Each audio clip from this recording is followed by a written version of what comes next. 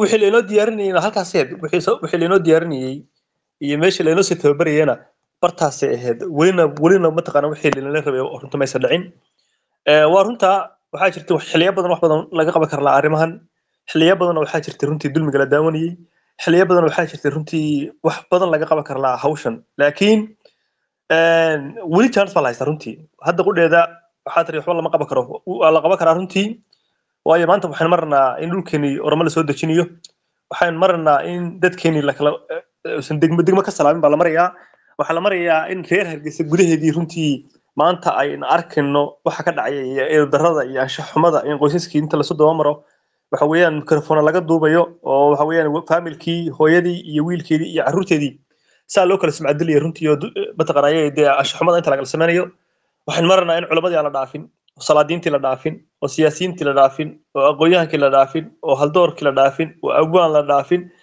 oo wariye la dhaafin oo aqoonyahan la dhaafin oo cid kastoo wax isku fasha ama cid kastoo tacaddi ka hadasha ama cid kastoo xaqeeda u dooda ama cid kastoo aayaha iyo mustaqbalka ummadda Soomaaliyeed ka hadasha ama cid kastoo diin ka hadasha ama cid kastoo dulmi ka hadasha wax la dilay wax dalka laga ceeriyay iyo wax la xiray iyo wax lagu blackmail lagu haysto runtii aan hadli karin iyo wax mataqaanaa hadda dee caadaystaba in maalin walba la xiro sida cundoon oo kale oo waxa weeye cid ka daba hadli karta jirin dadkaasi meesha loo diyaarinayay iyo sababta dadka loo caburinayay sababta dadka nacaybka loogu beeriyay sababta dadka loo lahaa cadowba ay leedihiin iyo waa leedin nacib yahay iyo mataqaanaa cid baa cadowgeeda ku ah iyo hahalina waxa loo diyaarinayay halkaas yaad waxaa la doonayay berita ka maalin markay dhacdo in oramo la soo dhulkan la soo geliyo inaan cid ka hadlin waayo dadkii horaa already dadka waxa laga dhigay saci caddaa iyo saci madooba horaa looga shaqaystay meesha loo diyaarinaya halkaas ahayd hiway halkaas horta loo diyaarinayay laakiin walaal aan wax idiin sheega ama edo waxa weeyaan idinku soo idinkii ku dhawaaqay fadwada dadkaasi waa gooni goosad idinkii baa nale idinkaa noo jebinaya cadowga ama dadkana haysta idinkiiba afkiina kasoo yeedhay hala burburiyo dadkan waa gooni goosad waa caynkan idinkii baa le marka halkeenu iska garan laane waxa weeyaan idinku afkiina waxa weeyaan Soomaaliland waxay doonaysaa waxba nagama galin waanu haysanaynaa marka waxa weeyaan laba libaax baan cunaya aad baa mahadsantii may wad ma santahay hibo aad ma santahay hibo idinku marka leedahay inagu waa inaga uun anoo dadin reer tog dheeraanahay burcana ma tigi karo faqash baa laga yaqaanaa cadow baa laga yaqaanaa waxa weeyaan adigu hadda ku soo gaadhay dabku reer hargeysa hadda dabku soo gaadhay laakiin dadkan marka hore waxa loo qaybiyay isteebiyo waxa loo qaybiyay nambaro qoloba mar baa laga takhalusay anigu waxaan ogaaday systemkan hargeysa inuu halis yahay regime yahay dadka cadow ku ah waxaan ogaaday 12 sano ka hor dagaalkii kal shalaan ogaaday in arrintan systemkan yahay system khatar ah ummadda Soomaaliyeedna cadow ku ah adiguna maanta aad ogaatay reer hargeysa reer burco 10 sano ka hor bay ogaadeen marka dekadii la xiray ay qalalada lahaayeen ee cashuurii laga xiray ee meel kasta laga xiray ee burco waxa weeyaan ay noqotay degmo qalalan oo halka taagan oo aan bad lahayn oo bari lahayn oo waxa weeyaan cashuur bari lahayn oo mid kastam lahayn oo diyaarad garoonkeeda la xiray runtii bay ogaadeen reer odolaata sano ka hor eedo anigu ma ogaanin kow markii Soomaaliland iyo ay isleynayeen reer laas caanood waxaan lahaa war systemka nala hagaajiyo meeshan way hagaagsan tahay nabad bay tahay systemka nala hagaajin waa nala diiday anu sanad ka hor maanta saan u hadlayeen hadlay ma hibo waxa weeyaan markuu qof hadla kaliya hadaan arrinta wax laga qabana ficil lagu darin oo markii dhawaato tagantay baa maxaa la qaban karaa dadka daaya meesha dhaheen system meel hagaajiyo ku dhayso maalinba meel ka xun baan runtii aan gaarinaa marka waxa waa laga qaban karaa walaal waxay runtii laga qaban karaa waxa weeyaan maanta maalin uu ka liito musabixi ma jiro maalin dadka Soomaaliyeed ay ka soo jeedaan ma jirto maalin aan hiil haysan hadda reer waqooyi nahay oo Soomaali oo dhan inoo soo jeedo oo mataqaanaa indhaha lagu hayo arrintan baan haysanaa maalin waxay haysanaa dadku social media isticmaalayaan yar iyo weyn warku gaadhiyo maalin waxaan haysanaa runtii musabixi uu sacidnaba ka jilacsanaa oo ilkaha laga siibay baan haysanaa laakiin haddii dadka mataqaanaa saddex group laga dhigay oo qayb ay leedahay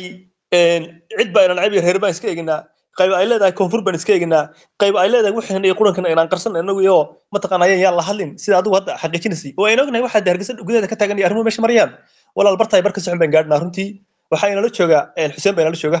waxaan kaliya rabaa inaan ku soo koobo waxaad arkaysaan dadka intan systemkan mataqaanaa runtii dee baritaara waxay oranayaan arrimiina markii topic marka arrimaha laga hadlo waxay ku oranayaan maad ka hadashaan arrimiina iyo hawliina kale haddaan dib iyo kugu noqdo isbuucyadan waxaa dhacday gabadh allah u naxariistee baa ninkeedu dilay ninkaas wuu baxsaday dhacdo waxay ummadda Soomaaliyeed aad runtii u taabatay soomaali geeska geesba dhacdada laga hadlayay weli miyaad aragteen qoyska gabadhaas oo leeyahay arrimahayga ayaa laga hadlin cadow waad nagu tihiin waad naga xun tihiin idinka cadowga noo loogay idinka dhibaateynaya qof weli miyaad aragteen weli miyaad aragteen gobolka banaadir bi gabadha wiilka kasoo jeedine cid leh arrimahan gobolka banaadir buu taalaa ee maxaad mataqaanaa runtii aad mataqaanaa fartan ugu fiirsan kulligood dadku waxay u arkeen inay tahay cadaalad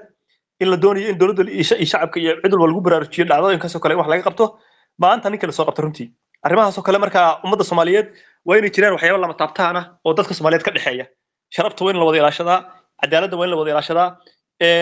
dalka waa in la wada ilaashadaa diinta waa in la wada ilaashadaa dowladnimada waa in la wada ilaashadaa qof kastaba haddii uu maalinta isaga aysan hawshu ay soo gaadho kuleelka u dareemo hadduu maalinta u dhaho mataqaanaa maanta ay haysataa hada waxaad ogaataan waxaad imaanaysa maalin aad garab lahayn raxmaa hore sheegtay maalin waxaa imaan doonta reer Hargeysa amxaar iyo xabashi askar ah inta la dul keeno iyo reer berberi iyo reer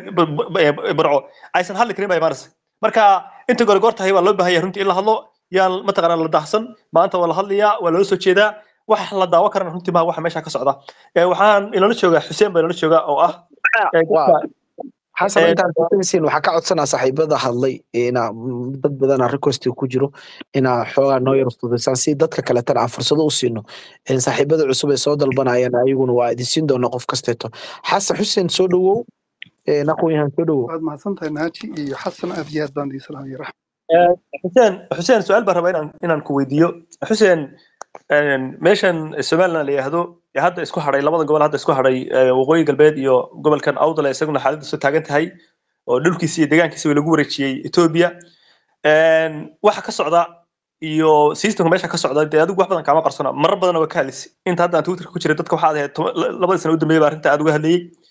maanta meesha hawshaas marayso iyo halka arrintu xaal marayo xisbiga mucaaradka ahaa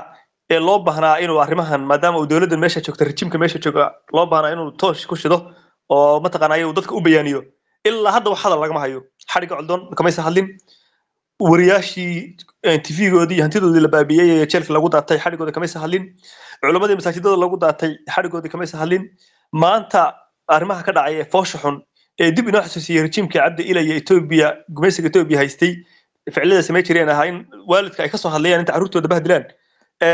ilaa hadda kamaysa hadlin runtii hawlahaas socda salaadiin baa la xiray culimo la xiray cid kasto ficil kasto xun oo argixisay la sameeyay xuseen marka waxa ku weydiinayaa Musabixi iyo Maxamed Kaahin waxay sheegtaan mujaahidiin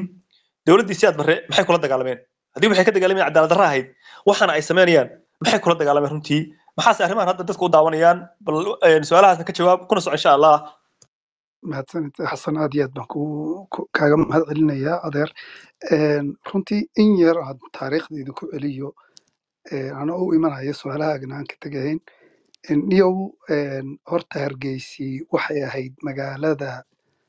Soomaali markay burburtay magaaladii ugu horeysay Soomaali way wada burburtay oo way wada cuntay magaaladii ugu horeysay la taagay ee maaragtay noqotay magaalo dad bini'aadan ku noolaan karaan ayay noqotay qof kastoo Soomaaliya ayay hooy noqotay qof kastoo Soomaaliya ayaa soo higsaday qof kastoo Soomaaliya ayaa ku badbaaday dad badan oo Soomaaliya ku badbaaday waqtigu wuu isbedelaya Hargeysa way dhisantay waxa dhacay dib u kabasho laakiinse maxaa khaldanaa waxa khaldanaa dib u kabashada waxa garab socday in systemka sidii markii horeba dalka loo kala gooyay inuu system khaldana runtii anigu waan aaminsanahay waan ogtahay xasan yani systemkaas iyadoo Soomaaliya oo dhan iyo ka u tarin kari lahaa oo maaragtay calankii iyo dowladnimadii iyo ummadiiba hogaamin la ayay intay wixiiba afgembiyeen sharciga SNM-na kuma jirin in wadankan la kala gooyo oo waxaan lala go'o oo dee maaragtay ummadda sidaas loo kala daadiyo afduub baa ka dhacay Burco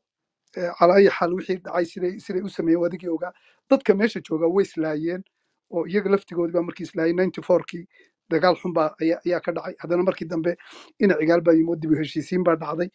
ummadii waxay ka dooratay inay bal noolaadaan waayo ummadda Soomaaliyeed iyo geeska oo dhan baa halis ku jiray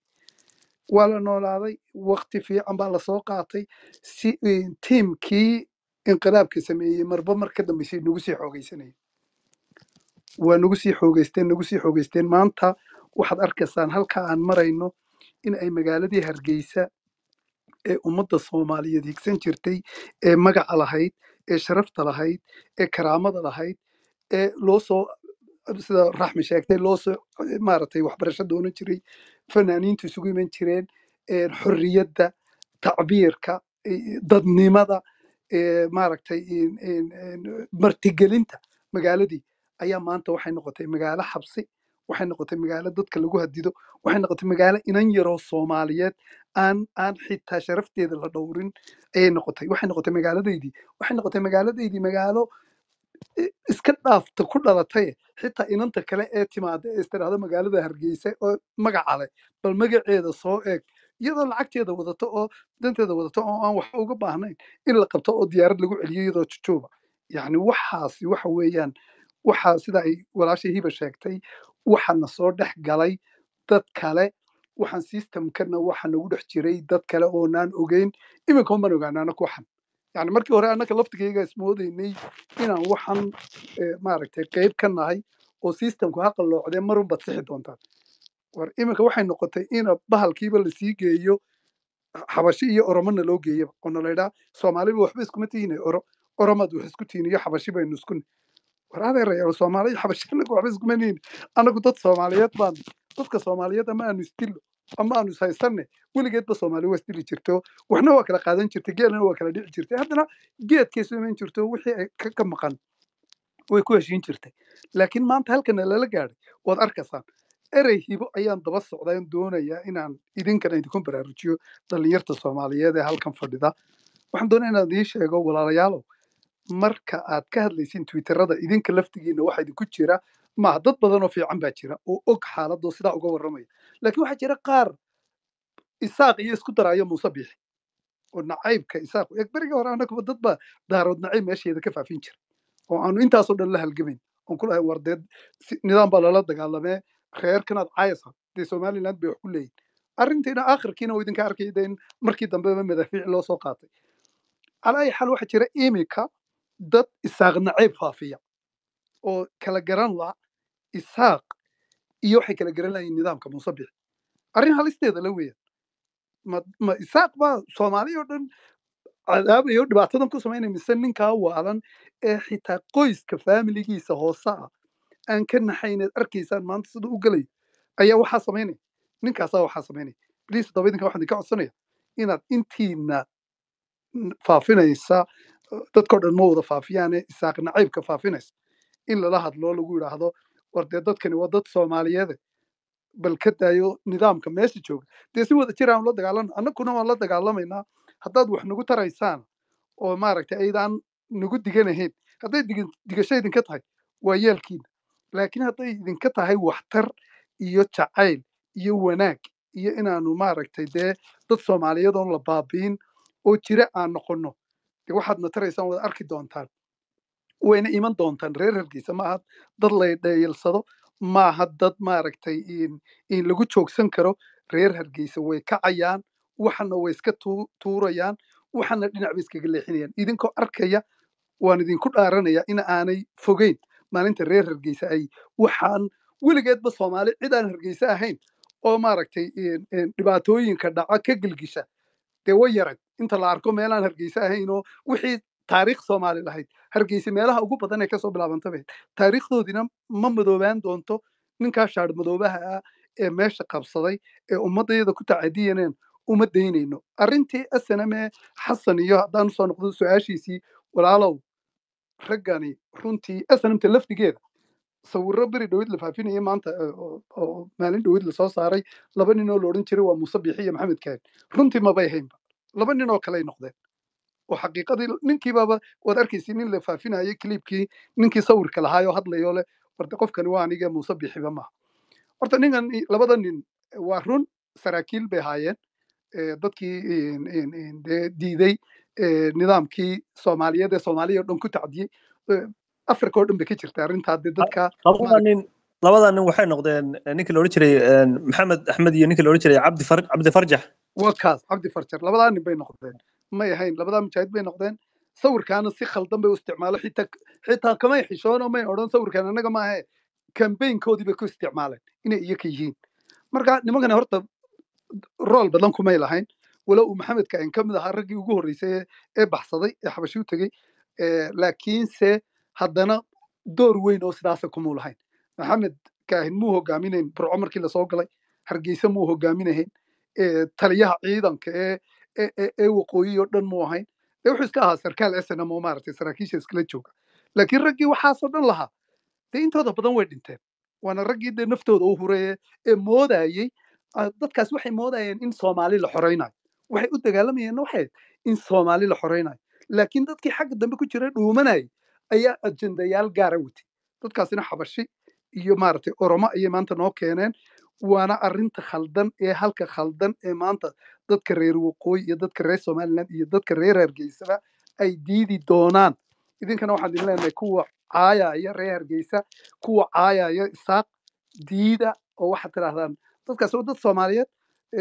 nidaam khaldan baa haysta walaalayaalo haddaad wax taraysaan dee wixii aad tari karaysaan tara wixii aadna tari karaysaan haddaad waxna tari karaysaan waad arki doontaano maalin dhow bay bilaabi doontaaye dee waan arki doonaa inaad nacaydaanoo dee sidii kuwii hargeysa kasoo caytamayey maalintii aanu saysanay markii qaraxyada muqdisho ka jireen kuwii soo fideoyada soo duubi jiray ee aanu ka hortagi jirnay xasana waad ogeydeen ku odhan jirnay war dadkaasi maaha dad hagaagsane waa dad maaragtay dee ummadda soomaaliyeed iyo magaca soomaaliyeed ku ciyaaraya meel walba qof qalloocan wuu joogaa marka qofka qalloocan ee caynkaasa inaynu meel uga soo wada jirto nidaamkana waa nidaam qalloocan magaaladaydii buu ka jiraa maanta ina aniga ay magaaladaydii waxaasi ka jiraan anigay ceeb igu tahay waanan ka shaqaynaynaa mana dhaafayno xisbiyada aad sheegtayna walaalayow systemkan bay la qaateen waa nimanka habeenkii dhaweyto halka iyo ku noqon lahaayeen nimanka ummadda badbaadiya ee ummadda ka qabta waxaan ka jira iyo nidaamkan sidan waxu wada waa nimanka cabdiraxmaan abees buuggiisii usoo tuumbaraacaya cabdiraxmaan abees kusoo daba dhuumanaya de cabdiraxmaan abees waa taa la xidhaahay wax ka gurta maanta waa heerka la gaadhay hooyo iyo aabbo ayaa layska horkeenaya bal ka warrama heerkay maanta la maray idinka arkaya de wax badan oo maaragtay idinka qarsoon ma jiro laakiinse wuxumaan idin odhanayaa labada erey ugu dambeeya ee ah hargeysi way xoroobaysaa sidee aan u xoraynay ina ila ayaan uga xoraynay nlf anigu waan ka tirsanaa runtii waxaan haystaa kaarhkaygii haddaad ogtihiin iyo haddaydaan ogeynba anu waxaan haystaa kaarkii aan ku bixinayay lacagtii o nlf waxaan dadkii lacagta bixin jiray ee maaragtay ka qayb galay in dadkaa la xoreeyo oo lala galo nidaamka dictatorka ee ina ilaya iyo xabashidii iyo oromadii suwaneyd ee t b l f waxaana dadkii ka dagaalami jiray in dadka soomaaliyeed loo dhiibo maaragtay dadka soomaaliyeed ee halgamaya ee xuquuqdooda u halgamaya walaalayaalow waynu wada halgamaynaa tanna waad nala xoreynaysaa haddaad nala xoreynaysaanoo dee sidii aanu o nlf ula halganay oo sidii aanu xamar maaragtay u diidaynay in la ceebeeyo oo maaragtay aad noola halgamaysaan waan idi arki doonaa iyo inaad nacaydaan ood maaragtay dee gidaar noola soo fadhidaan cay maalintii horena dee maaragtay wixii naga khaldamay insha allahu waan saxaynaa soomaalina meel bay iskugu iman doontaa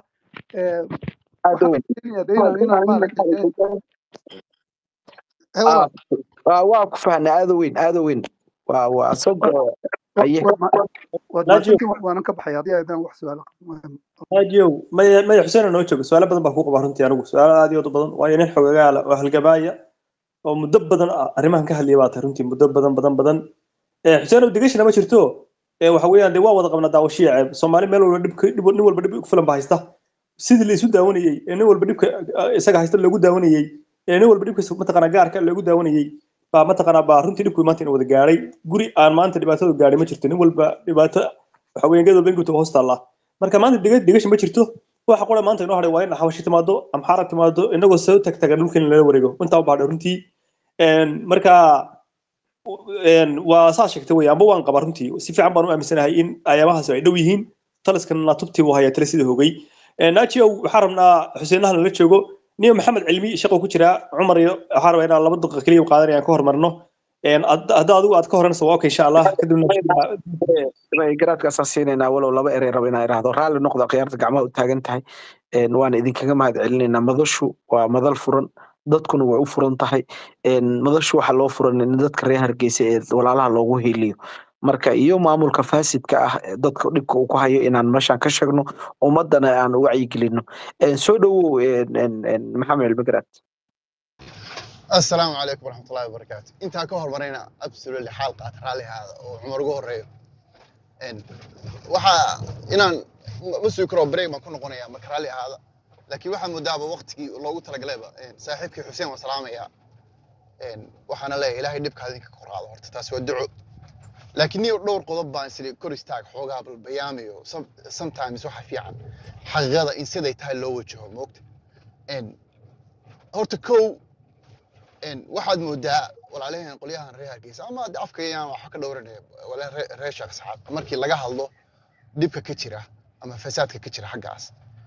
إن أد مدد إني قضب كان يساقنا عيبك وكوكعه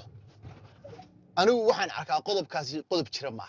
وقضب ودرين ضدك لو أبوريه وحقيقة رياليتي ما جرت بالعكس سيدك اللي أسرع تابع هذا أنت sheekadan ay bilaabatay abaagidhaha iyo sheekadan hadda ka dambayso ahayd in dalkiisa la gado markaad aragtid oo aad gashid meelaha ay ku doodayaan social media ka soo qaad Twitter ba ka soo qaad sala ka soo qaad aad gashid walaalahay meeshay ku doodayaan yagiiba labada qodob haya inay leeyihiin anaga la necib yahay iyo inay iyagu laftirkooda qabyaalad ka hadlayaan kooda weyn kooda yarba hadda waad aragtay intii hadda July January kooda idinka dambeysay waad aragteen haddaan tusaale gaaban u soo qaado Twitterka afka waxay ku hayaan qabiilka haweeney caayaan awalna daarood caay jireen yagii laftirkoodii waa qabiil caay iyo aflagaado wada niman waaweyn xataa anu ciyaalka yaro accent kale anu ma hadle niman waaweyn oo af Soomaaliga boqosha naga badiyay oo suugaan iyo taariikh iyo awal ka sheekeyn jiray maanta taagan Xasan waa fulay Xasan karti male reerkiisa asaasa awal waxaanu ku xishoon jirnay ummadda ku caay jirnay oran jiray war gabdhaha daay yagiga gabdhaha maanta maagayaan marka anu waxaan arkaa laba reality dadka fanatic ah iyaga laftirkooda in iyagu qabiil cayga wadaan oo shakhsi cayna wadaan oo madaxda Soomaaliya caayayaan qabiil cayna wala wada reer anu og labada reer in dibka Soomaaliya yihiin hawiyo daarad waxaan aaminsanahay inay dibka Soomaaliya yihiin oo xilalka inta laga dejiyo ay break qaataan laakiin anu ma arkin haddaan ba toos u qeexo meel ama madal u furan ama ay fadhiyaan beesha hawiye ama beesha daarood ama ay wada joogaanba oo lagu caayiyo saaq maaragano inta ogaalkay lagaan waxaan arkay madalo badan oo dhalinyarada ama waayeelka beesha saaq ay joogaan oo ay ku caayayaan qabiil ku caayayaan Soomaali marka horta Xuseen oo walaal xaqiiqadu waxay tahay dareenkan dadka waa lagu abuuray waa leen necib yahay dood weyn bi hadda ka dhigtaan qabiil caayiguna haduu jiraba aad xaggaas ku badan yahay horta taano qeexno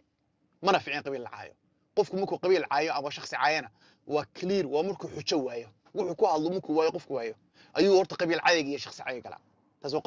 qodobka labaad in Muuse loo soo celiyaa dibka haysta waqooyiga Soomaaliyeed Muuse ma aha xaqiiqatan waa systemkan iyo fikirkan Muuse hadda madaxda ka yahay shalan isiilaya madaxda ka ah doraanda oo riyaal madaxda ka ah waa system go'nagoosadka si go'nagoosku mid loogu khasbo waa inuu madi cuqdad in cayb la geliyo marka reality weeyna ka beerbeerin Soomaaliyeey Muuse no Soomaaliyeey fikirka go'nagoosadka ah dhaha ha oranina aanu malihi reesha qsaaq lugoodo waa waliye malihi inta fikirkan aaminsan oo madaxdooda ugu horeyso waa kuwa noocaas iyagana dhibaatada iyo colaada iyo culeysiga iyo nacaybka iyo dad cayga wada oo ummadii dhalinyaradii xataa caqdad ku abuuray ummadii ka dhex saaray taana horta yana waxba Muuse kala laadan yes Muuse intuu yimi hadda for example in xadiga dadka la xirayo bilaa micnaha loo xirayo markii uu soo cararay tusaale ahaanba markuu soo cararay nimca hilaac goormay ahayd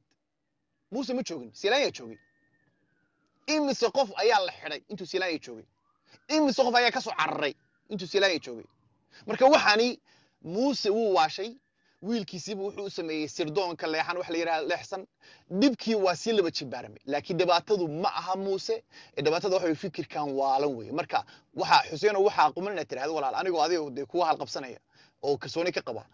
fikirkan go'nagoosadka hanagu eeganina dheh laakiin Muuse oran waxaan aaminsanahay bari haduu cirra yimaado halkan bay ka soconaysaa maybe ina xogaa yara khafiifto halkan bay ka soconaysaa la sacado markii for example la duqeynay Faisal waa taageeray cirrana waa taageeray midna ma diidan cadda gudaha diiday oo dhaqan ah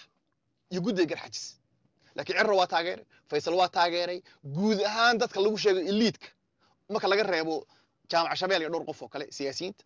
ama odayaasha marka la sheego laga reebo Xasan Cabdi Caynaashi iyo rag lamida marka dhaqanka la yiraahdo cadde guda iyo tiimkiisa inta kale way taageereen sababtu maxay tahay waxay salka ku haysaa xafladii lagu qabanayay Burco iyo Hargeysa salka waxay ku haysaa fikirkan waalan oo gooni goosadka ah oo dadkii laga dhaadhiciyay dalkan idinkaas kale cidii ka soo horjeestana dhiigoodu xalaal oo saartan u gala marka horta fikirka ummadda in laga xoreeyo fikirka gabadha laamiga naaska loo garaacayo waa fikirkaas way muuse ma garaacin gabadha fikirka lagu xiray ilig oo isagu taageersanba waxan waa fikirkaas waalan way fikirka lagu xiray coldoon 10 jeer lagu xiray ugu coldoon siilaan yahay 2 jeer xiray waxba yaan muuse lagu cad marka dibka jira ma aha muuse bixiye waa fikirkan waalan oo kansarka oo goonigoosadka way oo hadda xasan ba ujad xasankaas oo reer burca ah nin isaaqa oo reer burca oo habar yunus oo reecaynasha uu sulmaanta burcatay kirin way iska badaaba dhumaantay warsageli iyo samaroon ciise marka dibku ma aha muuse waxba yaan muuse saarane dibku waxa weeye fikirkan waalan iyo cidda masuulka waa fikirka keenaya nin dhan oo madaxweyne u sharaxan inuu yiraahdo aamus midgaan ku dhalay oo ku tooganaya waa fikir keenay way maanta madaxweynihii maamulku inuu bareero boroorida u dhaco dadku dhaco maanta beerta Cismaan Dacas buu ku fadhiyaa yaa ka celin cidna ku celin karto marka dibku ma aha qabiilka dibku ma aha ashxaas dibku waa fikirka weyn marka reerka inta fikirka taageersani waxaan aaminsanahay iyagu dhalinyaradu victim u yihiinoo wixii waa la cabsiyey oo aqliyada laga xaday laakiin way ku jiraan madaxdana warkooda marka taar labada qodob oo isaga inuu sheekadu muko ay fikirka tahay labo qabiil nacaybkan laga dhaadhiciyay dhalinyaradan reer Sheekh Isxaaqna aysan jirin laakiin uu yahay dareen lagu abuuray oo bilcaks yagii ay ku dhiridaan in qabaayl Soomaali caayaan marka labada horta aynu cadeyno si aynu mid baran u saagno mid tagalo caburis dulmi xaleema meel kale kala dulmi Soomaali dhuba ka jira garow ka jira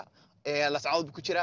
muqdisho ku jira laakiin dulmiga ka jira Hargeysa waa mid nooc kala ah waa mid ummadii afka la qabtay oo sanka qofka la dilayo oo waliba lagu khasbayo dadkiisii cid ugu xigay in dulmiga taageera kaasi mid la mid ma yaalo muqdisho ma yaalo markuu waad muqdisho nin baa nin toogtay nin baa gabar dilay uu carray waa la soo qabtay ama uu fakaday wax kale ma waa cadaalad darrada ilaahay baa caadila laakiin taa markaynu ka hadlayno iyadana ku xoqon dulmiga ka jira ama muqdisho ama garow wax waa mid kan oo mid ka duwan way totally ka duwan marka kaliya wuxuuna ku xiroobayaa saaxiibka Xuseenow in dadku fikirkan ay denounce gareeyaan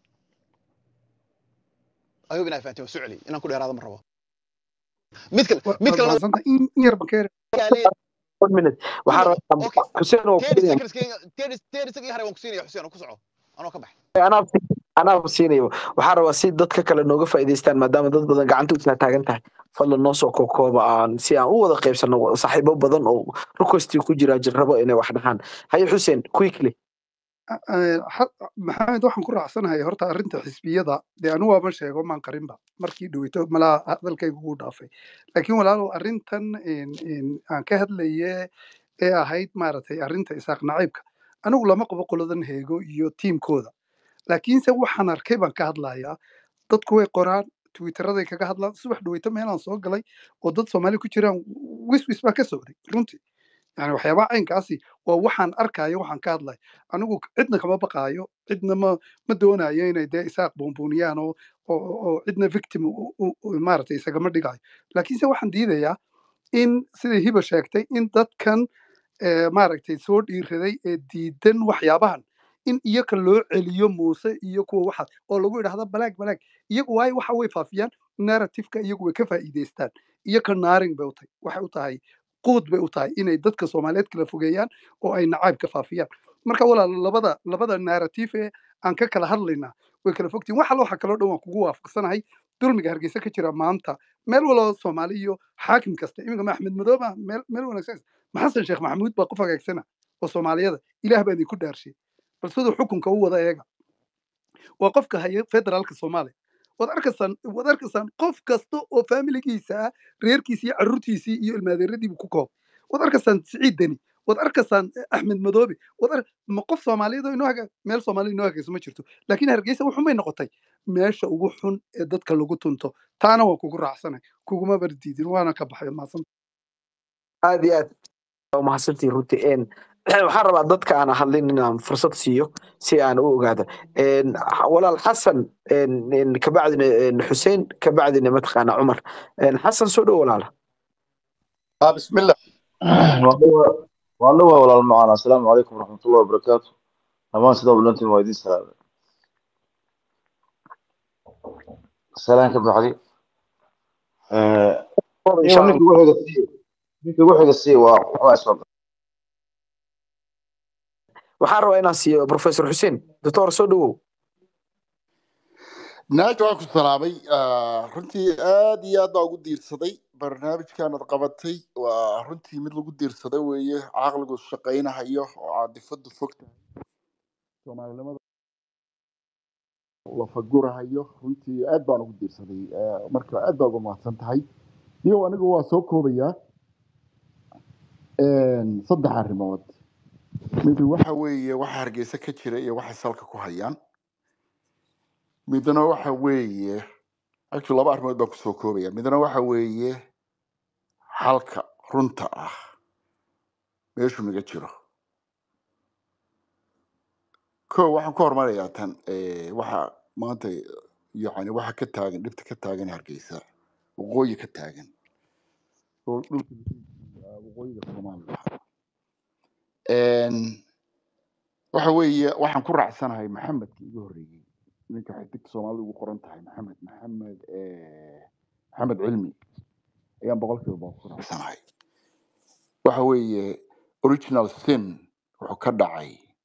dambiga ugu foosh ama wuxuu ka dhacay markay inta burca ku shireen iyagoo heli kara inay Soomaaliya oo dhan u taliyaan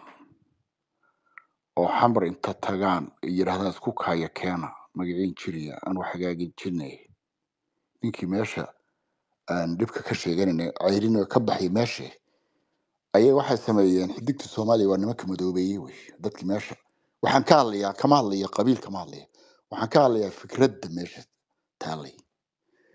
xidigtii caddayd oo quruxda badnayd oo qalbigeena oo dhan soo jiidanaysay oo symbol of Soomaalinimada ahayd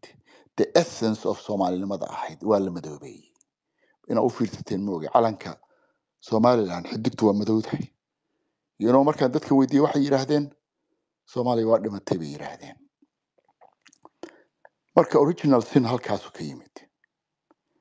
muruga intaa ka weyn anigu iyo dhabaqa iyo dhib intaa ka weyn oo Soomaali ku dhici karta anigu maba u jeedaba naajiyo ba wax laga naxaway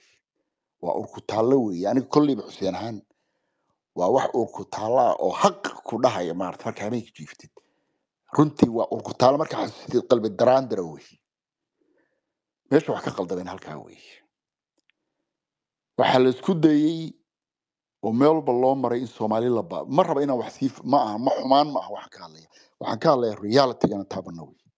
waxa in Soomaaliya la baabi'iyo waxa lagu farxay dhibtaan isku sameynayna koonfurta in lagu farxo ayaa oo la faafiyo oo cirka la geeyo oo wardayo la yiraahdo oo nala ku maadsado xataa al-shabaabka in nala ku taageero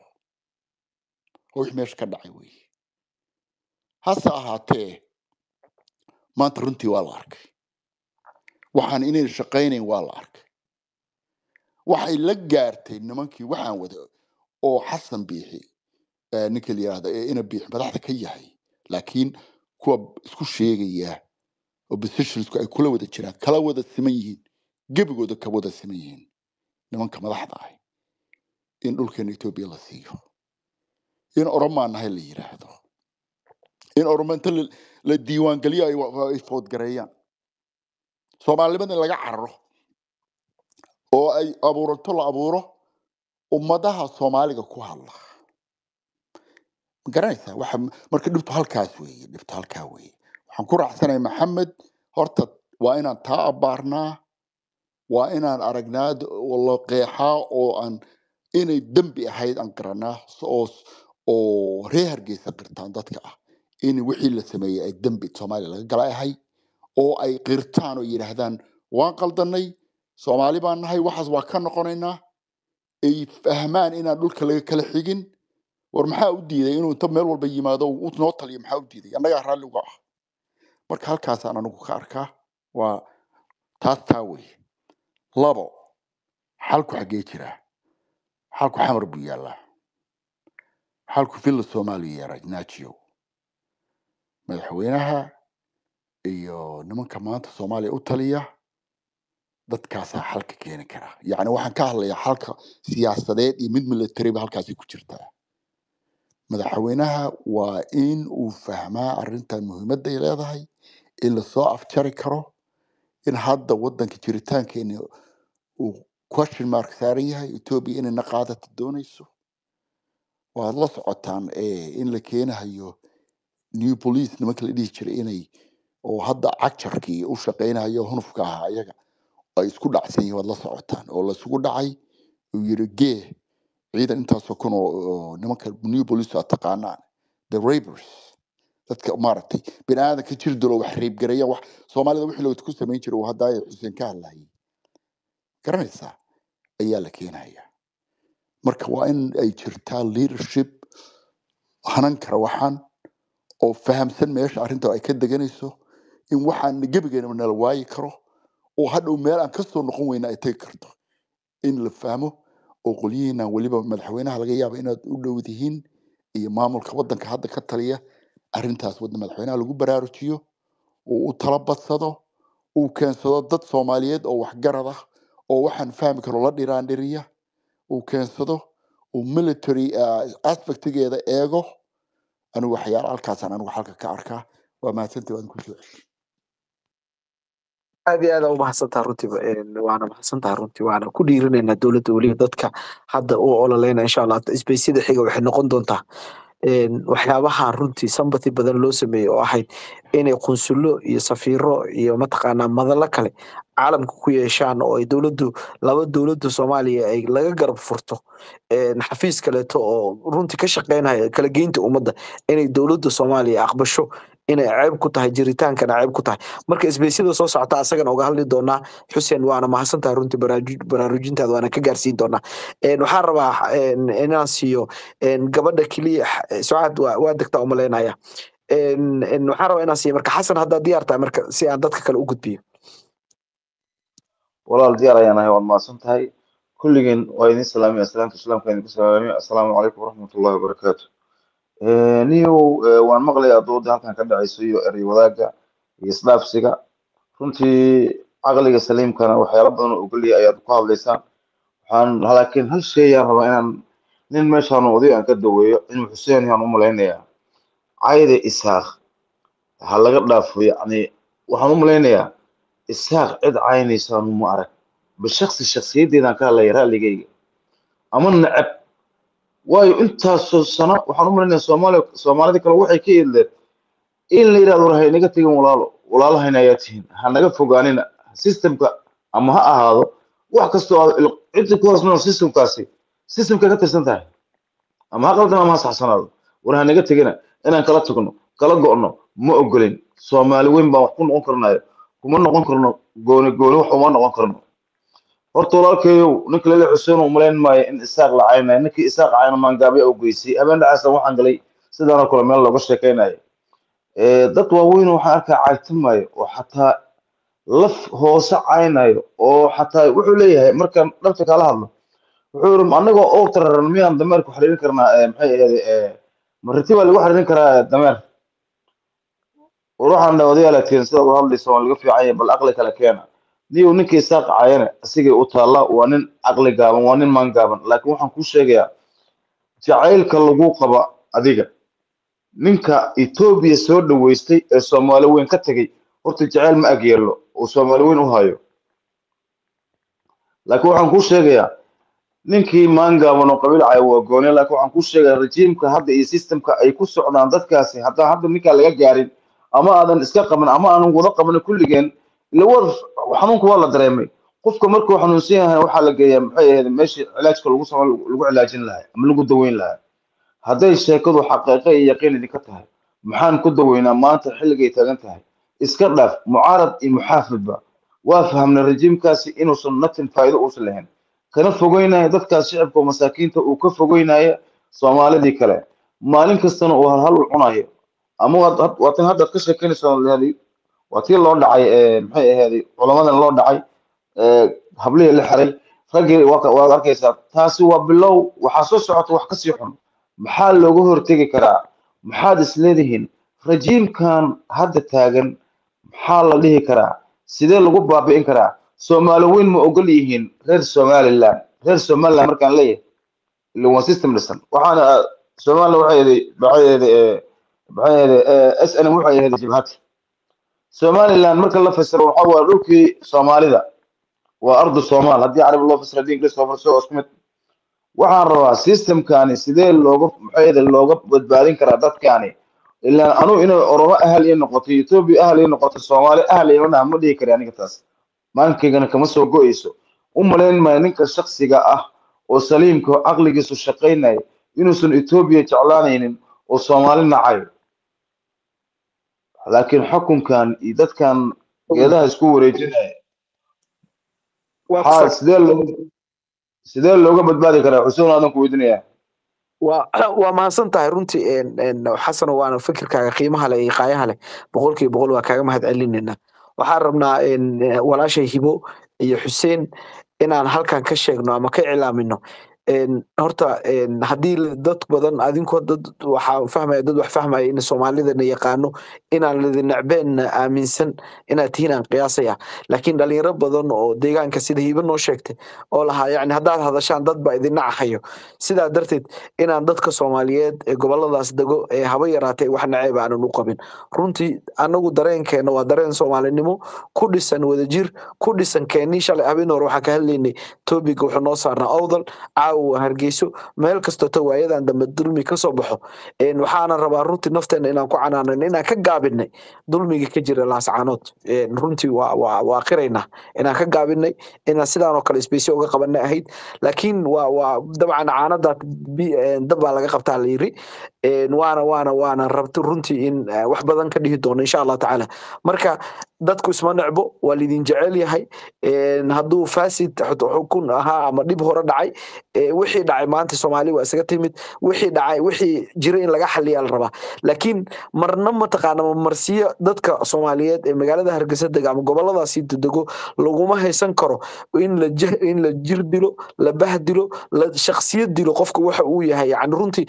bahdilaad weeyaan gabadhii hadashay in la dilo in qofka xitaa la dhaho heblaayo guriga waxay ku gogolatay sariirteeda jiifka ayay ku gogolatay mare buluug ah in loo xiray waa ogeyn يعني how come like maamul dhan dowlad dhan oo dhisan sheeganaysa inay dowlad tahay gabar u xirto mare buluug ay sariirteeda ku gogolatay heer waxaa maraynaa wixii intay kasoo tagtay maanta in xalay habeenimo inaan la xiray haba la xira ma xume subaxii hore saaka in aabihii mikrofon loo dhiibay uu yiri wiilkayga anaa waalid caasi ah waalid caasi uu noqday isla galabtii hooyadii wiilka dhashay soo hadasho tiro odayga beenuu sheegaya yani halkeema u soconaa marka this is not meer wax yani soomaalinimo sharafi dhimatay dhahan dadku يعني wax dhiman oo la ilaaliyo ma jirto marka waa in dadka Soomaaliyeed loo hadlaa nidaamkan faahisidka ah ku dhisan asaaskiisaba uu yahay waa lagu neceb yahay in wax laga qabto weeyaan dadku ay baraarug la sameeyay ulijeedkeena waan u furnay waa space ku noocaasito insha Allah soo dhawaad Umar soo dhawo ka bacdina hibo Soomaali ka bacdina hibo waa kugu soo celinaa walaal hal minute uma hadlaa minute ka yar 30 seconds ku soo haye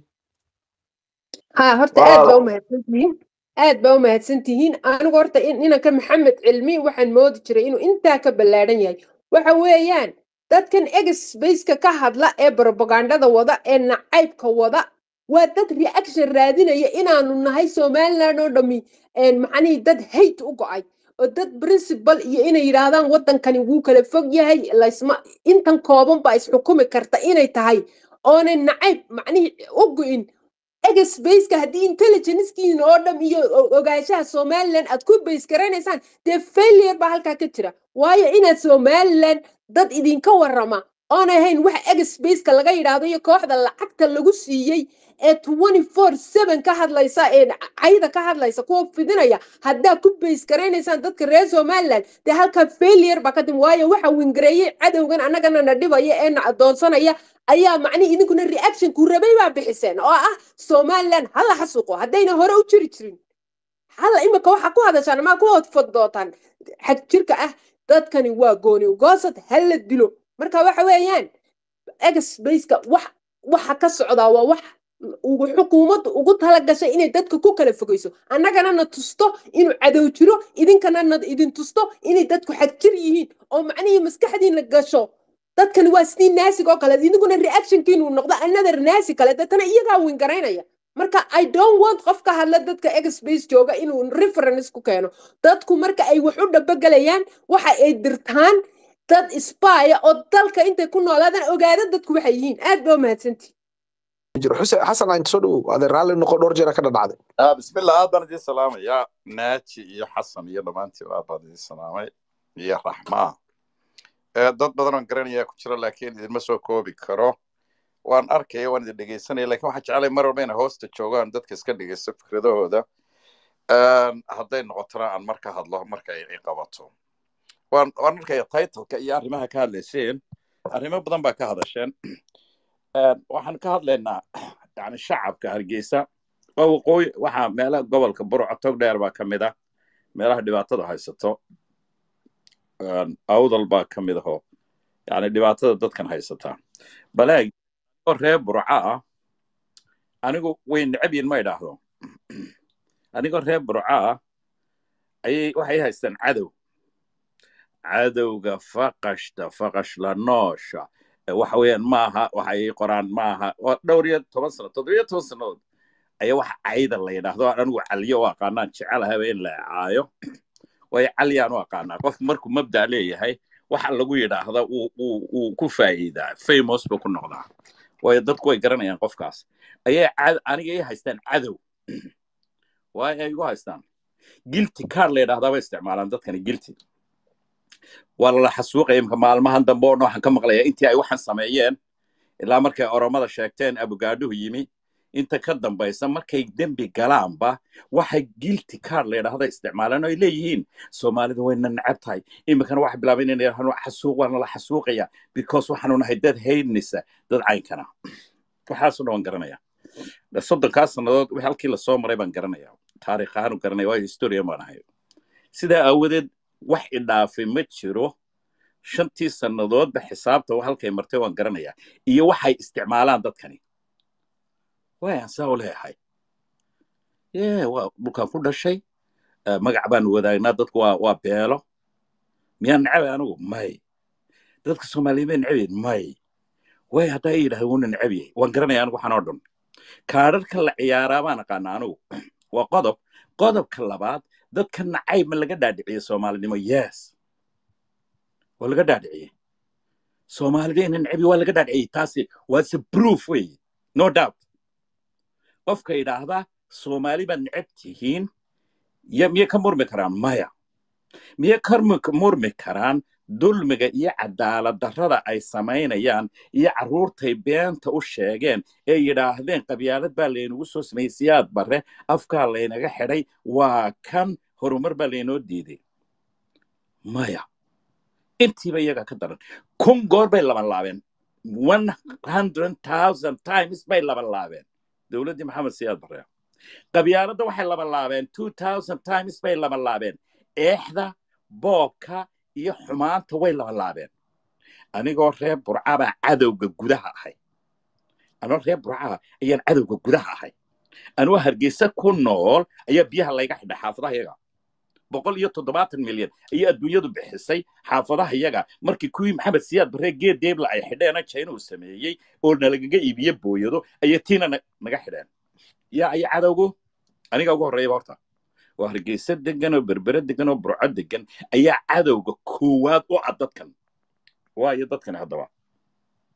dadka waxaan sameynaya waayo aniga cadow bay ii haystaan deegaankayga cadow bay u haystaan reerkayga cadow bay u haystaan dadka Soomaalidu way ka dhirigsan maanta media taala wax la isku yani wax qarsooni ma jiro and you know everybody knows wax la qarin kara maaha dadka waxaan isticmaala waayo markaa maanta dalkiiba way iibiyeen oromay ka iibiyeen abugaadayaal bay keeneen waxay dhahdaan oromaanu nahay yaa yidhi ma inagaa nidhi maya waana la caayayaa bay dhahaan cay ma tahay oromaanu nahay nasabadoodii inay ka tagaan yes miyaa aragteen wax ku mudaharaadaya oo qabanaya oo la dagaalamaya wixii keenay may waxay ka sameynayeen meel walba sacabtun iyo maxay tahay oromaanu nahay shalay markii la ascaano dagaalku ka dhacay xasan sheekh dhammaan idaacadda iyo tv-ga laga amaanay xasan sheekh eririisamku ha noolaado waad ogeydeen odayaal iyo islaamaa yimi meel walba waa lagu soo dhaweynayay erirka xasan sheekh ha noolaado you don't know dadka soomaaliyeed oo kaarkana isticmaalaan maanta way caayaan you know why because oromadii buu iska hortaagay dalkii ay bixinayeen iyo baddii ay bixinayeen ee ku wareejinayeen oromada hadda iyagiiba asxaan u samaynaya ayay ku caayaan xasan sheekh marka dadku waa dadka noocaana leeg inta kaare ay isticmaaleen dadka soomaaliyeedoo waxay isticmaaleen markii dalka la kala gooyey ayay kaarka bilaabeen waxa ka sii horreysay SNM baa kaarkani bilaabay 1987 baa aniga oo yar baan arkay dadka maalintaasay ku dambeysay markaan arkay mataalati waa anoo yar baan haddi jiray odayaal siyaasiyiina ayaa la xiriiri jiro cabdiraxmaan tuuri siyaasiyiintoodii oo dhan intii ugu caqliga badnayd way ka dhaqaaqeen markay arkeen dadkan dhammaantood waan weydiiyey aniga maaha waa wixii siyaasiyiintoodii muhiimka ahaa oo a wada garanaysaan baa ka dhaqaaqay dadkan waxaa ugu yidhi cabdiraxmaan allaha u naxariistee wuxuu yidhi dadkan waan arkay iyagaana dad isugu necab halkaasaanay ku xidhnaanayaan meelay u socdaanna ma jiro taladii aan siiyena way diideen sidaa aawadeed soomaali wadnaheeda inaan kala qabanaabaan u tagnay xamar markaan ku yidhi maxaad dumarkii carruurta ugaga tagteen bahalaha ugaga tagteen siyaasiyiintii inoo dhamme su-aashaasaa weydiiyey taas waa qodob haddaad halkaa ka timaaddo mar xamar bay caayayaan yamyam iyo qadaadweyn waxay gashanayaan kaadh kale mar waxay odhanayaan daarood waa cadowgeenna kuwa la joogaana waa ay awoowayaashii maalulaad la dhici jiray waanu idin xasuuqi jiray kuwan dhinac taaganina waa daarood waa mentaalitiga meesha yaalla ilaa awoowayaashii baanu garaaci jiray ayuu kii madaxweynaha ay u doorteen doorashada ugu rideen muu qabsanin doorashay ugu rideen intay soo dareenona habeenii maalin taagnaan bay ugu rideen doorasho ayaa halkan wuxuu ka leeyahay hareeraha cidda taagana uu leeyahay waxbay nala leeyihiin waa daarood ma qaban karaan mana qabanayaan mentaalitiga waxa laga eegaa muraayadda dadka hogaamiya ummadda laga eegaa maxay ka dhaadhiciyeen dadkan oo dhan sidan bay aaminsan yihiin dadkii waay madaxda ku qabsata iyo kuwa aad doorataad by choice ula soo baxda muraayadaadu waa markaad by choice ula soo baxdo yay la soo baxeenoo maanta ay doortaan waa in cali waraabe iyo muuse biixi iyo dhammaan inta u madaxda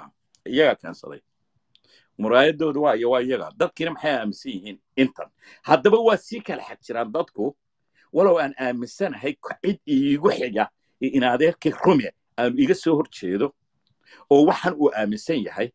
waanu halkaa ku kala duwanay laakiin dadka soomaaliyeed maxay u geysteen dadkan xamar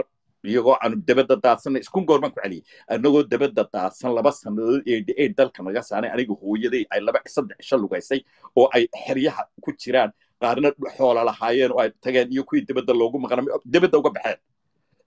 iyo xamar la galay xamar inaan absamo abaa xaggaa ka galay 3 gobol maxamed siyaad bar xaggaa maxay tahay axmed leedaahdo axmed cumar jees xaggan waxa ka galay dadkii xamar baa ku kacay dabadda markuu baxay anagoo xallinaynaanu soo galloon xabadiba ka dhicin dadkii haddaba sidaas ahaa maxay markiiba idhaahdeen yamyam iyo qadaadweyn muqdisho ha gubato waa garanaysaa waxay odhan jireen marka qaraxu ka dhaco madaxdoodu waxay odhan jirteen dadka halkan bay ku wada duubantay waxay ku jirtaa youtube-kan bay ku wada jirtaa sidaa marka ay tahay marka uu nin uu qabsado daaroodina faqashtiibaa ina qabsatay ariiriisamo waa kaadharka ay isticmaalaan marka dadka soomaalida waxaan leeyahay meeshan oroma ayaa ku jirta iyo inay adeegsadeen oo sirxadeen oo sirxeen laakiin dadkii caadiga ahaa I don't know inay dhinteen inay dalka ka baxeen inay meeshaba aanay joogin dadkan anigu garanayo kun goor baan idinku celinaya dhaqankan ku dhashay iyo deegaankan ku dhashay dadkii ku noolaan jiray ee soomaalida jeclaa ee sharafta lahaa ee soomaali oo dhan jeclay ee qadarinta lahaa ma joogaane oromo iyo inay wadato iyo 10 gacan ku dhiigile ayaa meesha haystaa maxaa soomaali maanta kula gudboontay maxay ula gudboontay markasta waxaad maqlaysaa waqooyi haddaanay waana la laayay ma odhanayaan qabiilka ma sheegayaan hadaa dad kaley tuurta ku wataan yacni beenta iyo munaafaqadda waxay ku odhan waqooyi waana la laayay haddaanu anagu waqooyi nahay somaliland nahay yaa iyo dadka waxaa sheeganaya dadka inay leeyihin bay u haystaan cuqubo iyo dulmi bay sheeganayaan iyo in la laayay waxay ciyaarayaan victim la faysitaan xaggana way ka laynayaan waa arkayseen habla yaryaroo teen age oo siidhisita oo la biib doorashaha naloo qabta madaxa laga wada toogtay laabta laga garaacayay waxayaati rabbi kii inanta naasaa ka garaacaya yari janan baa loo dallacsiiyey way ku dallacaan kii buugga ka qoray gabadhii sayidka iyo hablaha ka qoray buugga wasiir baa loo dallacsiiyey wariyuha wasiir baa laga dhigay warfaafinta waxa lagu dallacsiiyaa cayda hablaha iyo hablaha yara ragga laaya dhibeen oo siduu u dilo hadduu naasaa ka garaaco janan buu qaataa hadduu laabta ka garaacana korneyl buu qaataa waxayaati rabbi janan baa loo dallacsiiyey dhaqanka yaalla waa kan dhaqanka meesha yaalla maxaa soomaaliya uga eg waa dhaqankaa aan arkaysaan waxbaba xeerinaynin waxa nasabadoodii xeerin maayaan adduunka nasabad ba ugu qaalisan bila'aadanka nasabadoodii ma xeerinayaan maalin walba cid bay gelayaan 2 bilood gudahood bay 3 meelood kala sheegteen nasabadood waa madaxdoodii waa kuway doorteen waa mas-uuliyiintoodii waa kuwii dhaqanka waxaan samaynayaa dadkuna way u soo baxayaanba waxaweyaan xafladay u samaynaya way u soo baxayaan ma dadka Soomaaliyeed baa caayo sidaa u galay mise iyaga isu galay mise aniga may anu waan ka qabanaya waxaan oo dhan war ka daaya laydinma qoosani cuquba iyo dulmi baa isku haysaan waa isneceb tihiin xaq darraba ku haysaan dadka Soomaaliyeed idinla nool been baa iska dhaadhicsan nabiguna wuxuu beenta isu sheegaa ummadayda maaha kun goor baan u sheegay على الميدان قادم حرية الميدان قادم وابين ما قوي كرتان ما تجي كرتان كمل الفن يا لتليني أنا عبد الرحمن تور الله يرحمه ونكل التلي بي سي دي كل دوبنت رجع وذكرنا ثاني لبو باتا معي رهبلو إلا إنا عيال باكويري وار أدوك إنا قوسن ما يدبدا اللي نوسو كذي والكرسي جيو أنت ينا وين أنتو خيري ده باخد بدي بكون هذا ليك وكوي عقلك أوها waxaan uga socdaa waan idinku dheereeyay raalle ahaada marka waa major waa arrin weyn markaan arrimahan ka hadlayno marka mid duguma soo koobi karay wixii ba kugu ballaaranaya waxaan ku soo gabagabeenayaa kaar kasta oo maanta victim ay ku ciyaareen ummadda Soomaaliyeed ee dadkoodii ku ciyaareen iyo caruurtoodii iyadoo oo caruurtoodii tahriib u qorantahay wixii ay lahaayeen 20 nin xaraashteen ilaa agoontii u siyaad bare guryaha u dhisay iyo bila rafle iyo beertii laga qoodi jiray baa Muuse Biixi haysta waa kay doorteen iyo guryihii agoontu ku jirtay Maxamed Siyaad bare u dhisay agoontii ahayd agoontii reer Hargeysa iyo reer Burco ayaa waxa ka haysta kay doorteen ayaa caruurtoodii agoontayd guryihii ka haysta iyo beertii laga qoodin jiray waa kuwan dadku this is it markay sidan tahay maxay ciyaarayaan markaa haddana card victim iyagoo caruurtoodii leynaya oo sidan u galay oo ay tahriib noloshoodii noqotay inina xamar u yaacday ayaa kuwa tahriibka ee migaf haystee laga soo daayay Muqdishona loogu keeno ee aanu isu soo dhaafinay ويا أسود دين يدك الصومالي دولة دي الصومالية مركع عروت هذي لو سود داي إيربوت كل جد شيء وعايم بقى حمر بي صومر ينبيل هاي راح الحرا عروت هذي مقفل جسوا داي وكان درين كيالا عندنا كما قرصونا ضد قدومر كيسان نقدان محاواجبة وحواجبة ضد كمسلم كيس صومالي هرت إن لقى قبته إن تنكله هرت لقى بدباديو قبل هذا إنت كله لقى بدباديو النجا برعي حرقيسة hana loo kala tago annaga horta deed hana lagaga oodo dadka Soomaaliyeed ee aanu dulmiga ku hayno ee cuqubada ku hayno ee beenta ku haysano ee maxay hatay gardarrada ku haysano ee caruur ba waalidkoodii dilay lagu dilay bay sidaan u duceeyeen intay soo baxeen jeelka madheera lagu guray waalidkoodii u duceynayaan oo waxa aad daawanaysaan coldoon muxuu sameeyay waxba waa wadaad ka yar war inaga daay Itoobiya ka iibinin dhulka buuli ما هاد لكران عرورت انترنت وحكومة قري كران كدوني إنه هاد لا عبر حمر بو عررا حس الشيخ بو حكش سوق حمر شو عيد لما هذا شو حس الشيخ حمر أنا قلت شو جو حكوا سميني يفرماتشو ودعوتين فرماتشو حكوا سميني يعني كل شيء والله يروح للحسن حكى عريسي ويقعدوا عروتات هالكا وقعدوا فقعت وحكوا ريبرو عنه لبا إكستريم ما للهين ما نحدا ما دقنا ويقول حلوار أنا قال كعيو كل نحدا ما دقنا ومركان فرماتش سيدن ولا hadlayay xamar baa joogay waliba amaan baa la soo jeediyo la yiri dareenkaaga inaad muujiso wad expression inaad express garaysay oo ku mahadsantahay waxayaa tiraba madaxtooyadii ugu tiray waa kan qofkan cabura inaan ka cabure Hargeysa bur xamar buu carada dadka noocana maxaa Soomaaliya laga yeelaysan ku gabagabeynaya still maanta inuu weli ka dhegaysanaa alla walaal waa necebtin xamar baana necbo walaal waxayna leeyihin ha la laayo yaa la laynaya iyagaa wax laynaya iyagii wax dilayey ayaa dadka waxay ku leeyihiin ha la laayo bal kaararka laydiin isticmaalaya daawo soomaaliya still you don't get it dadkan still maydin baran dadkan maydin baran karakterkooda ninka yaqaana waa anigii shakhsiyaad kale oo badan ayaa naqaana soomaaliya laakiin maanta idin nala baran doontaan ubadkoodii ma noolaa iyagu ma noolaa dawo ma haystaan shaqada xasanoo xalku waa maxay walaal adoo raalli ah waa maxay xalka noo sheegaya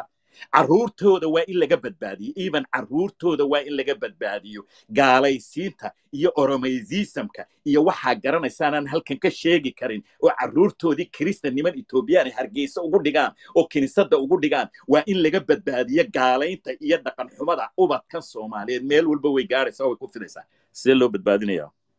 marka hore sool iyo sanaag way iska badbaadiyeen reer awdal waa in maanta laga badbaadiyo maamul lagu dhawaaqo haddii soomaali doonaysa inay survivto waa in ciidan la keeno awdal laga badbaadiyo hubbaa la soo siiyey maanta cidday ula soo kacayaan waanu garanaynaa laakiin kuma faa'iidayaan way ku duwayaan waxaan leeyahay reer awdal maanta gacanta ha la saaro yaa soo hadhay burciyo hargeysa soomaha waxaa soo hadhay burco iyo hargeysa waxaan leeyahay dowladda oo aan kula talinaya dadka soomaaliyeed kow diyaaradda hawada waa in laga xidho waa in laga joojiyo diyaaradda maraakiibta baddana waa in laga joojiyo warqaddii arigu ku dhoofaya ee ay daalimiintani dadkani mid kuma haystaan 30 nin oo daalina oo muuse biixi hogaaminayaba shilinka soo gala ilaa dekedda imaaraadka laga kareeyey account bay ugu dhacday presidentk ay ku leeyihiin abudabay bay ugu dhacday account dowladileeday kuma soo dhacdo ha la xidho xoolaha dhoofayana ha laga xidho mashaariicdiina ha laga joojiyo intaa ma samayn kartaa soomaaliya annagoo soconano imanaynaa simple calanka haddaad arki weydaan calanka 5 xidigood lee xoreeyey ee shalay xoreeyey ay dunuubta iyo dembiga ka galeen oo suuqa lala ordayo either isu kaaya daaya intan qaar baa maxay tahay u soo dhammaystiri muuse iyo wixii la socda iyo oromiisanka ka buuxa meesha kuwa kale ku sabooda iyagaa ka saaraya dulmigan meesha labadaas waxba kama dhexeeyaan there's no